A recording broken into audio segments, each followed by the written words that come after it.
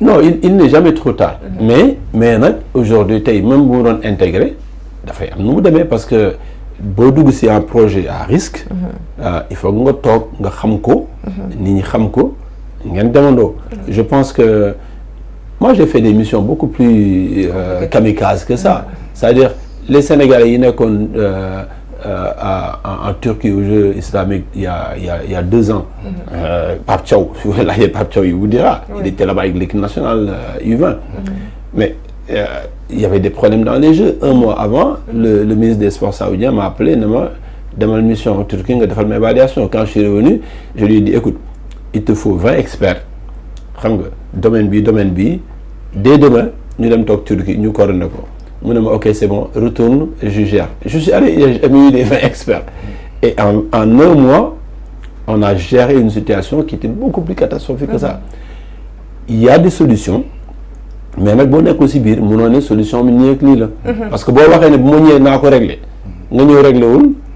bu boobaa yéen dina la décision quoi dinañ la xëccal sa nopp dem ba ma dugal parce que président dafa def transition si Pape Thiaw te bëgg naa ko ci laaj parce que sénégalais yaa ngi koy déglu te ñoom tamit seen question su ma dugalee après da ngay dugalaale benn ndax mu tontondoo ñaari question alors aujourd'hui président on a Demba Barrow nu mu ko waxee pour le moment on voit Pape Thiaw c'est pas encore officiel parce que ministère bi génneegul communiqué même si on nous l'a proposé et que moom la ñu gisagum vous avez eu à le voir vous avez eu à le côtoyer te wax nga ko fekkante ngeen ci ay bërëb. Donc aujourd'hui, Mom Lenfi Amagum pour le moment, est-ce que vous pensez que c'est l'homme de la situation? Parce qu'il a été beaucoup critiqué en disant que les épaules de l'équipe nationale, il a pas les épaules assez larges pour l'équipe nationale du Sénégal. Wow, Aliou Cissé, je pense que pratiquement la majorité des Sénégalais, ou beaucoup de Sénégalais, c'est vrai que beaucoup de Sénégalais l'avaient porté pour que l'équipe. Mais il y avait aussi beaucoup de Sénégalais qui avaient un doute sur moi. Et nous avons aussi doute sur vous. Donc, Pape Thiaw, c'est vrai que l'équipe nationale en général, nous avons preuve parce que c'est un produit qui est très compliqué. Sur ce club, l'équipe le temps. L'équipe nationale a mon temps. On sait très bien qui est qui 1-5-8 les football qui 9-4-0 les football nga boole yoyu adapté ko am aussi des caractères yo xamné bon personnalité yo xamné yombul mais je pense que Pape Thiaw xamna au niveau OK jot na def aussi apprentissage parce que davantage moy ken jëlu ko rek sañ ko ci biir def nay apprentissage un peu sur déjà un club local nous aussi si U23 équipe locale je dirais am aussi transition jot a xam groupe bi moi je me dis il y a une chose qui est importante c'est quoi ce fait qu'on est Pape Thiaw amul capacité té groupe bi je pense que le groupe aurait peut-être donné des signes de encore soit de friction voilà voilà je sais pas quoi voilà discord et là en tout cas donc ça veut dire que c'est de bon augure je pense que il lui fera la personnalité le caractère et l'intelligence de bien s'entourer pour mener def liggéey parce qu'en fait wax nga ko fi sax ne nga yow coach nga da ngay coacher dama garaaw président génne dama garaaw léegi nag moom nag noonu la def bu coacher nu mu waree rek je pense que ne mën na dem parce que man le meilleur exemple que je donne c'est un entraîneur qui a échoué ici c'est Guy Stéphane et Guy Stéphane aujourd'hui le succès de la France c'est pas seulement Deschamps regardez Deschamps il sur les mains dans les poches qui aurait Kate B di bind c'est Guy Stéphane de temps en temps mu ñëw wax ak moom Deschamps de ko nii lui dit écoute moi je pense que maintenant il faut que nous recadrer l'équipe bi defaat di je pense que Pape Thiaw s'il s'entoure bien il doit pouvoir réussir il a l'humilité moi je l'ai fréquenté pendant 1 mois en Turquie je l'ai fréquenté avant aussi mais c'est la première fois que je passais avec lui 1 mois sur un endroit j'ai vu aussi l'organisation et la discipline qu'il avait avec son équipe parce qu'on se croisait au restaurant je les voyais prendre le bus pour s'entraîner avec son staff aussi je pense qu'il a de quoi réussir nañ ko qu'on lui fasse confiance, et puis laissons-le grandir. Il a l'expérience parce que Youssoupha Dabo, qui est aujourd'hui à l'AS Vital Club, il commence avec lui à Guédiawaye FC. Bon, il venait de expérience avec Moustapha Assé, qui avait beaucoup plus d'expérience que Dabo. Même Cheikh Gueye, qui est champion en titre ici au Sénégal et qui est maintenant à l'Autopopo, c'est avec lui qu'il commence à Guédiawaye. Maintenant, la question que je voulais me poser, c'est, je sais qu'il adore parler des textes et que, instant bi, quand le ministère est venu, la priorité, il me donne voir, moi, bokk na ci élaboration ou texte yi nga xamné moy manam le sport. Il a investi dans le sport, donc peut-être que yow lire nga manam li nga xamné instant bi mom le ministère bëgg teural ci texte yi. Est-ce que c'est le cas? Non, c'est pas le cas. Est-ce que c'est pas un peu dangereux par rapport à yow mi investisseur mu am genre yoyu nonou que ñu wara def des textes yu régir et yow amago possibilité wu ki ko lu tax sax déjà bolé wuñ la ci manam xam nga mooy li ma doon wax sànq si conseil municipal moi xam nga peut-être son problème aussi j'ai mon franc-parler, je calcule pas quand je parle. On me dit toujours que attention, mais bon, je peux pas dire ici quelque chose au café des sports, je me génne wax leneen. OK, sinon je me tais et puis on interprète mon silence. Bi Mbagnick Ndiaye nekk ministre des Sports, en fait, et ça je 2014 sous son contrôle. La première personne dans son bureau pour réformer les textes, c'était moi. Donc on a travaillé dessus. Après il y a eu le juriste Ousmane Kane qui devait s'occuper de l'aspect juridique. On a commencé à travailler dessus avec un comité à un certain niveau. Bon, après je me suis retiré. Pourquoi? Non, parce que je pense que ça correspondait. J'avais dit à Mbagnick à l'époque, moi je gis nga boo bëggee defar ay révision des textes bul commencer avec Soumbourlou. Et à l'époque, j'étais dans une réunion où les gens parlaient de per diem au lieu de parler du travail. C'est-à-dire, oui, nous, vous nous toguez, comment... J'ai dit, ok, je suis allé, j'ai fait mes commentaires, et je pense que c'est l'une des premières fois que j'ai commencé à côtoyer Yatma Diop. Bogi, c'est dans la raconte d'histoire, lui. J'ai fait tous mes commentaires, en disant, voilà, parce que je pense qu'à un moment donné, pour nous réfléchir sur le c'est pour l'intérêt général, on doit se mettre en retrait un peu. Et ça, c'est un peu dérangeant des fois. Donc cette fois-ci, je pense que la démarche aurait pu être un peu plus inclusive et on doit pouvoir répertorier. Nous, on a investi, moi j'ai mis des milliards dans le sport. Et aujourd'hui, je suis peut-être, si nous croyons les Djambar, Génération Foot et tout ça, ils sont dans un sport. Mais si nous croyons qui investir dans le sport, dans sa globalité, événementiel, consulting, développement et tout ça, je pense que s'il y a un Sénégalais qui a investi plus dans le sport que moi, ils vont peut-être être 1 ou 2, mais pas 3. C'est pas possible. Donc je pense que nous devons consulter pour nous demander. Moi j'ai fait la réforme du sport au Cambodge, j'ai contribué à la réforme du sport au Mali et dans d'autres pays. Donc, et puis on est visible quoi. Et c'est des choses que bon, j'ai vues comme ça à droite, à gauche. Et à un moment donné, j'aurais peut-être dû, ce que j'ai dit, ça il faut peut-être que je change parce que Boulkhar aussi nous boit le parce que ça m'a impacté. Faut que tu carton président. Oui, non, je me le mets aussi automatiquement. Moi, j'ai pas de problème par rapport à ça. Et dans les faits aussi, dans des situations, comme je disais hier chez un de vos confrères, en disant des fois, et je lui ai dit, mais sur les 6 derniers mois, j'ai dormi peut-être 4 semaines en Arabie Saoudite, 4 semaines au Sénégal. Tout le reste du temps, je suis en déplacement ici, là-bas. Et d'autres ont mis le temps pour aller dans le détail. Et c'est peut-être pour ça que... c'est normal. J'ai pas... Mais j'aurais dû peut-être même m'autosaisir en disant, voilà mes commentaires, ça Nico. Et Boussouba, je ne peux pas blâmer les autres. Mais ça, je me mets un carton jaune. Vous allez jaune. Vous allez au ministère aujourd'hui. Je ne sais pas si c'est avec Madame le ministre que vous allez rendez-vous. Non, c'est avec le SG. Le SG. Mais vous allez vous proposer. Non, par rapport au texte pour moi.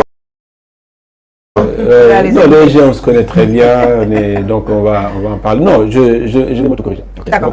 Aujourd'hui, président, peut-être côté boobu rek bëgg nañ ci am sa gis-gis parce que beaucoup de Sénégalais disent aujourd'hui que madame la ministre aussi li mu cumulé ci ministère dafa bëri ci boppam. Donc aujourd'hui culture rek ministère la entièrement. Sport aussi kenn mënatu ko dindi, jeunesse y compris. Donc aujourd'hui, est-ce que vous êtes d'avis que li mu cumulé ci ministère dañ ko war a détacher jox ko ci nekk benn moom ñu jox ko peut-être yeneen yu gën a moins imposant que yi mu yor?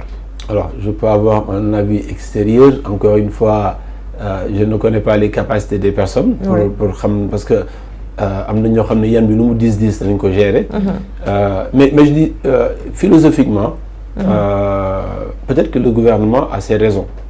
Parce que le gouvernement le gouvernement est arrivé aussi en disant que ne du ñu dépasser un certain nombre de ministères. Donc peut-être loolu moo tax ñu def ay arbitrage un peu boole ko que ne am na ay dëkk yu boole sport ak culture. am na ay dëkk yu boole sport ak éducation. am na ay dëkk yoo xam ne sport bi kese mooy ànd am na yoo xam ne sport jeunesse mooy ànd. Alors moi je dirais que moi personnellement je pense que notre culture au Sénégal dafa war a nekk un véhicule boo xam ne dafa nekk un pont entre le Sénégal et le reste du monde. dañ ko war a valoriser. Par exemple su ñuy wax si wàllu lutte. Moi j'avais un projet avec les gens de la lutte qui malheureusement qui est tombé à l'eau pour que nous internationaliser la lutte. Les Japonais ont internationalisé aussi le problème du calendrier. Parce que dans un calendrier, le indique identifié moi les derbies. Et je pense que de reporter un derby, la femme a des dégâts aussi collatéraux. Il y a un futur de ben. Et ça peut-être que c'est aussi les aléas au fait de ce service d'ordre qui n'est peut-être pas assez, ou des événements qui se passent sur une impacter sur une compétition. Peut-être qu'il faut qu'on réfléchisse à une autre formule. Les services d'ordre, des services de sécurité privés, je ne sais pas quoi, nous avons des services d'ordre pour nous assurer la sécurité des acteurs. Mais benen bi gën a compliqué pour moi, quel que soit le niveau de service d'ordre. Moi j'ai déjà fait des matchs Guédiawaye Pikine, mais l'environnement du stade n'aide pas. Parce que on va toujours dire Amadou Barry wala Pikine, mais bu coow amee foo wàccee for nga 50 000 xeer commencer balancer bu la neexee nga damm weñ. C'est-à-dire nos stades ne sont pas sûrs. C'est ça. Et ça il faut que ñu xoolaat ko. Ni ñuy tabaxee suñu stade aussi ça pose problème. L'accès, l'environnement, c'est-à-dire loolu ce sont des actes yoo xam ne il faut que ñu commencer leen poser. Moi je pense que gis nga y a un modèle par exemple à un moment donné gars yi ne nañu stade Ablaye Wade il faut que ñu koy commencer di utiliser pour les matchs de championnat wala même la lutte et tout ça. Il y a des gens qui disent que lutte war fa dem. Moi je suis pour que la lutte y aille, mais il faut que ce soit encadré. Moi il y a quelques années dama bëggoon indi fii nu ñu ko tuddee encore j'ai un trou. Les basketteurs américains là ils donnent un peu de slam qui ça va me revenir. Non, c'est vraiment du show quoi. Ça me reviendra. Et à un moment donné on voulait utiliser le stade Demba Diop. Mais quand on a vu le cahier des charges, on s'est dit c'est pas possible. Parce que les gars ils ont un cahier des charges, c'est-à-dire que donc comme on dit l'île. Et sauf qu'on est déjà protection de la pelouse, environnement avec les bling les parquets tout ça, tu te dis Harlem Globetrotters, merci beaucoup. Et c'était pas possible. Donc aujourd'hui nous, sur le cahier des charges, il doit y avoir aussi sur l'organisation de ces grands matchs. Voilà, nous sommes sur le système irlandais où on fait un très beau stade à Dakar de moyenne taille, équipe différente. Les championnats irlandais de rugby, qu'est-ce qu'ils font? Ils ont un match à 11h le matin, bu jeexee 13h ñooñu génn dem ñibbi yeneen gars yi ñu c'est-à-dire à la quenelle lañ koy organiser sur un stade. Ça limite les frais d'organisation, ça fait ramener les gens dedans. Et ki nga xam ne tey bëgg na stade peut-être sax ñaari tali contre Jàmbaar bu génne moom Pikine nag benn tali moo ko fi indi woon su génnee peut-être ils se disent mais xaaral ma déjà bien du gars parce que je suis déjà là. Oui. Donc il faut que nous réfléchissions sur des solutions au lieu de continuer toujours à avancer sans se poser. Et j'aimerais que la Ligue Pro avec la Fédé au début de chaque saison ñu acteurs yi balaa ñuy commencer ñu évaluer saison bi ñu xool recommandations yi lan la ñu mën a améliorer pour football parce que suñu football bi au fait on est en train de tourner en rond. Lan moo tax ñuy tourner en rond les acteurs le savent peut-être qu'ils ne le savent pas peut-être que vous aussi les journalistes da ngeen di gis. Donc suñu boole ñëpp ci benn nekk ñu évaluer on pourra peut-être trouver des solutions. C'est important. Ouais. C'est important, c'est des solutions qu'on peut ouvrir mu mën a permettre à tout un chacun mu gis ci boppam. Il a demandé je pense à gérer le stade Amadou Barry. C'est peut-être une solution. mooy que la gestion des stades soit gérée par ñoo xam ne duñu bokk ci du nekk mairie bi et tout mais un privé boo xam ne dina xam parce que man ñi fi nekk instant bi surtout inspecteur de la jeunesse yi yor stade yi moi je les appelle des gardiens de stade parce que lan la ñuy def mooy yore diw yaay ñëw heure bi boo paree heure bi jox ma sa 20 000 wala sa 50 000 pour entraînement diw yaay ñëw heure bi et donc loolu c'est un gardien mun na ko def quoi. Mais si je peux gis nga je suis allé au Shakhtar Donetsk en Ukraine nekkee en paix mais au fait ils ont leur stade ils ont une boîte de nuit c'est-à-dire le salon VIP du stade il est transformé en boîte de nuit vendredi samedi et c'était la plus grosse boîte de nuit de Donetsk les gens y allaient les supporters ils se disent dañuy dem boîte de nuit mais nañ ko dugal suñu club et les visiteurs qui arrivaient qui n'ont jamais vu le stade ils se disent mais l'expérience du stade c'est comme si on faisait une boîte de nuit à Ablaye Wade donc il y a des solutions mais le problème ñun on ferme et on ouvre un autre dossier ñu ne bii jàll na nañ jàll ci leneen mais il faut qu'on s'arrête et ñu trouver des solutions ensemble parce que sinon on va répéter la même chose et je l'ai toujours dit que les présidents de club yi y compris moi on est tous des suicidaires parce que fi ñu dugg nii. amul bokk ñu ci suicidaires yi waa des sports. waaw yéen ñii vous êtes dans la périphérie des suicidaires donc c'est moins grave parce que ñun ñu njëkk a dem yéen soog a ñëw quoi. heureusement oui. Surtout dans le cadre des stades. Moi je pense que nous avons un problème d'urbanisme au Sénégal. Parce que nous dans notre domaine on nous l'apprend mais buñ la jàngalee dara ba pare ngay dox ci mbeddu Sénégal yi mais il y a un fossé entre ce qu'on t'apprend et la réalité. exemple stade yi dañuy xool la position des stades l'accès. Est-ce que tey jii parce que il y a des choses qui devraient nous faire réfléchir de plus en plus ñu ngi gis au stade parfois match day am sax ñu arrêté kii bi parce que dafa am benn supporter bu def benn arrêt cardiaque wala yu mel noonu les joueurs ils commencent mais est-ce que nous on réfléchit déjà à ce que mu am des services de secours près des stades les établissements recevant du public on a pourtant dafa am une réglementation internationale boo nga xam ne képp ku ci dugg dafa am nu mu war a demee moo xam établissement recevant du public de manière générale donc aujourd'hui d'abord avant ñuy wax ci stade yi dans le problème intrinsèque les environnements des stades posent problème parce que tey jii Sénégal c'est très dur en termes d'urbanisme d'organiser duñu sóoraale aire de stationnement duñu sóoraale c'est comme Almer sax lañ duñ ko sóoraale alors que ñëpp dañ nit ñi mais c'est la vie nous sommes éphémères dañuy dee mais bu fekkee ne Almer sax dafay poser problème ça veut dire quand même que bu ñu limité wu rek également dans le problème intrinsèque des stades à travers peut-être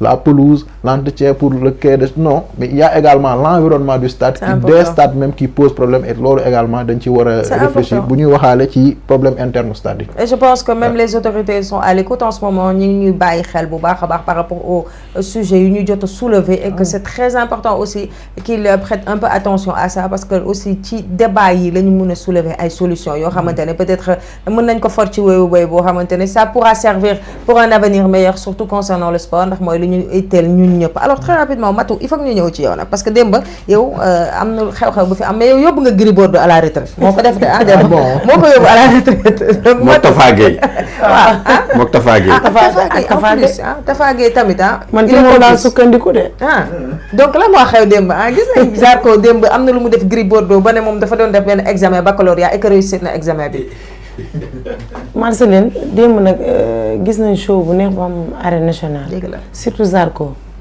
li supporter doon wax fi indi na sawu mbaam bi. waaw ñun ñi boo gisee démb. waaw ñun dañoo xeeñ xunn.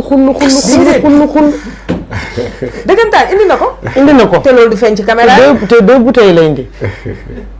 première bouteille bi man tout le temps moom Zarko dama koy sóoraale bi ma ko séenee muy daw ci alentour bi di ñëw rek dama ne gars yi daw leen gaaw mi ngi ñëw mais balaa ñëwoon ji comprendre fekk sotti na ko ñoom Gris Bordeaux sotti ko ñun journaliste toogoon foofu yëpp.